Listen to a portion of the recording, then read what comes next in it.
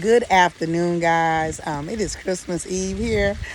Happy Christmas Eve to all you guys. I hope y'all have an amazing time with y'all families and preparing for the festivities tomorrow. But welcome to Talks with Queen at Fully Surrender Ministries. I want to talk today about the apologies that you may never get, right? Not that you don't deserve them, but you just may never give them. Some people do not know how to apologize. They don't know how to be accountable and whatever. So you may just never get the apology. It doesn't mean that you don't deserve the apology, but you just may never get it, right? And you have to figure out how to move forward in life without that apology, right? You have to realize that some people are not capable. They do not have the emotional capacity. They do not have the intuition. They don't have the God in them that would lead them to say, hey, the Holy Spirit is not operating in them where they will be prompted to say, hey, I did this person wrong. I mishandled this situation incorrectly. And I owe that person, I need to be accountable and I owe that person an apology.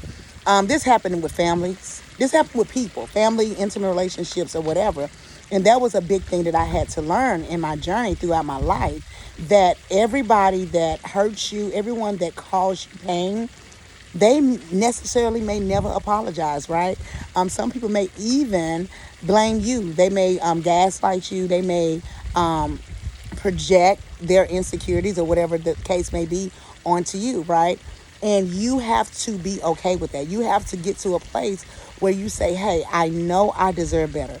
I know that I was not wrong. Like for a long time, guys, I'm going to be honest with you, just because of my attachment style, which at one point was very anxiously attached, and just that just came from my own trauma. And as I got to a place where I regulated my nervous system and learned how to do the somatic healing that needed to be done, I stopped pigging back on what I felt. So sometimes people would do stuff to you, right? And I don't know if you guys will be honest or state it, right? You will apologize for what they say. Like you may say, hey, I feel this way, or you did this to me and it made me feel this way, right? Expecting there be some type of healthy dialogue, right? And then the person showed what do you call help me God. They show a disinterest or they get upset, right, with what you said. They're not pleased. They're not responding the way that you thought they would respond for there to be a healthy dialogue. And the first thing that you do we often do, especially if you're anxiously attached and you love these people, you would often apologize for the very thing, like, because you don't want to upset them. Your intent was not to hurt them. And then you have to sit later and process it and be like, yeah, I really did mean that. I really did feel that way, right? So in a lot of, in a lot of shadow work, a lot of prayer, a lot of fasting, just a lot of work, guys, I had to learn to stand on business, right? Stand on business. If someone do something to you, you have every right to feel that way, but understand that you just may not get an apology from them. Who knows why? Most of the reason is going to be that they have internal structures in their own nervous system and blockages where they cannot, even if they realize they was wrong, their pride, their ego, or whatever is not going to come to the forefront, right? And say, hey, I mishandled you. I shouldn't have done that. I'm sorry I hurt you. And I'm going to do whatever needs to be done in the future to never do that. They're going to learn from that situation. But the reality, guys, is not everybody is going to get to that place. I'm going to say most of the people are not going to get to that place. They're going to justify it. They're going to make you think you're looking at it wrong or whatever. And all I'm encouraging you guys to do is saying, hey, it's okay. They're not going to give me an apology. It does not mean that you don't deserve one, right? It does not mean that. What it means is that people are incapable of giving that apology. They're not emotionally mature enough to give you that apology. So what I want to encourage you guys to do, and like I said, I pay attention to my body now, right? When I'm dealing with people, you have to spiritually discern not only who to deal with, you have to spiritually discern who is capable of being in your space, having a certain type of dialogue with, because these people will show you early on whether or not they have the emotional bandwidth, whether they have the emotional capacity to meet you at a place where you can then have a conversation. Like, you don't really know who you're dealing with until conflict arises, when there's an opposition of opinions, where you state how you feel or something that you want, or when you say the wonderful word, right? The most powerful word. What is that powerful word, guys? No. When you say no, I don't want to do it. No, I don't have it. No, I don't feel this way. No, I don't like it. When you say those things and you respond that way, that's usually when you're going to find out exactly how a person feels about you. You're going to find out exactly how, what you're dealing with a person. You're going to find out exactly how mature that person may be, right? So that's when you realize that, oh, I'm not dealing with someone that can be accountable. When you say, I feel this way, they immediately go to devaluing you. They go to saying nasty things about you. They go to making you feel like you're wrong. And then before you know it, you apologize. So pay attention to your body early on with people and see, like, is this a safe person? Because that's what your nervous system is looking for. When it's safe, you can express, hey, that made me feel this way. This is when you can have a healthy dialogue with a person. This is when you can express yourself. When you are with someone that's unhealthy and they're not emotionally safe, you are not going to be able to express yourself. And guess what? Those are the individuals you are not going to get an apology from, right? Matter of fact, even when you apologize to some of these people, guess what they'll say? Oh, I've been forgave you, or I forgive you. And you know that you did nothing but show up in a good, healthy way. You know that you showed up full of love, intentional, loving, kind, giving. And guess what? Those people would take that. They would take all of that and make you feel guilty for the one time or any time that's going to be where you say, hey, that hurt me. They're not going to be accountable.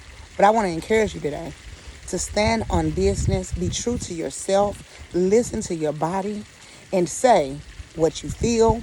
Get you a new circle. You know, I pray and say, God, give me a circle that's aligned with who I am. People that are safe, people that let me blossom, people that let me have a conversation about how I feel in a situation, right? But the honest thing about that, usually you're not going to have those encounters with people that are healthy and whole and healed and emotionally intelligent. Let me tell you why. Because those people are going to, these are good people that have good discernment and they read rooms well, right? They're going to gauge your feelings. And if y'all have some type of dialogue, depending on how deep y'all go, they're going to be intentional about not hurting you. Like, some people will hurt you intentionally, guys. When I say they will hurt you intentionally, they are the most triggering people.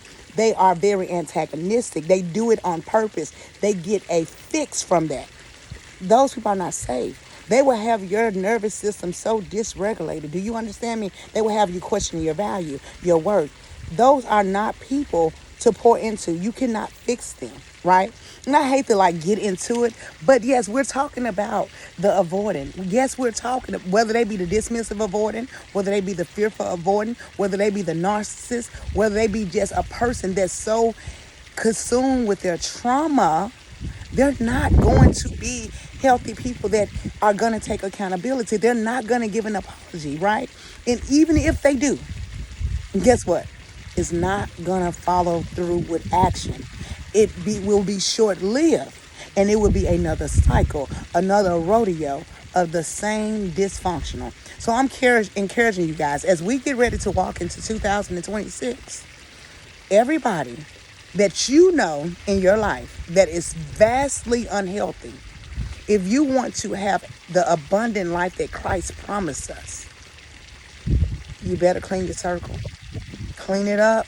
Clean it now. Understand that, hey, they ain't going to apologize. They ain't going to be accountable. And I want you to know that's okay. Okay. This can be family. This can be friends. This can be intimate partners. Baby, this year, it's some folks that didn't fail away from my life. I'm looking for people that I can sow into your life, you sow into my life. It's full of reciprocity. I don't care how long I have known you. I don't care if you have known me since birth or I have known you since birth. I don't care if I gave you birth. If you are unhealthy, if you're going to dysregulate my nervous system, if you're going to allow certain spirits to attach to you, these spirits of jealousy, envy, hatred, just whatever you got going on, baby, I'm not operating on that frequency. And because I'm not operating on that frequency, you cannot have access to me. Yes, I recognize your trauma. Yes, I realize that you may have went through some things in life that made you the way that you are. Yes, I'm aware of that. Yes, I discern that. Yes, I'm going to pray for you. But all of those things are never going to align with me, right? Giving you full access to me. No. You're not going to be on the phone trauma dumping with me. You're not going to call me telling me all your woes. Yes, I'm going to listen to those that I'm able to share with. But if I'm always the person you're going to call and dump your stuff on me, and now I got to go in here and pray for 30 minutes and get that stuff off of me, but every time I call you, you're not available. No, we're not doing that, guys. And I'm encouraging you guys, do not go into the new year with it. I'm not saying don't let it be your New Year's resolution solution. I'm saying let it be your right now solution, because it's going to leave you overwhelmed, depleted, and not able to walk into the promised land, not able to walk in destiny, not able to walk in purpose, right? Your cortisol levels are going to be high. Your skin is going to be broke out. You're going to be gaining weight. Your hair is going to be falling out. Your energy is going to be depleted. Guess what? Your bank account is going to be depleted, because guess what? You're going to start spending unnecessary funds on things to make you feel better, simply because you got people surrounding you and they are energy vampires. Unfortunately, ladies and gentlemen, let me just say this before I go. You may be laying next to some of these people. You may be married to some of these people, unfortunately. Some of these people may be in your family. Some of these people may have been friends for 20, 30 years. But I'm telling you, I don't care who they are. I don't care who they are. Get aligned. Get aligned in this season. It is imperative to go into the new year in alignment. Divine alignment with God in Christ, and allowing the Holy Spirit to guide and lead you, right? So that you can be the best version of yourself. That's my time, guys. Y'all say bless. Y'all have a wonderful holiday. Enjoy your family. Enjoy those that love you. Enjoy those safe spaces that birth new beginnings in you. And be blessed. And hey, have a great day.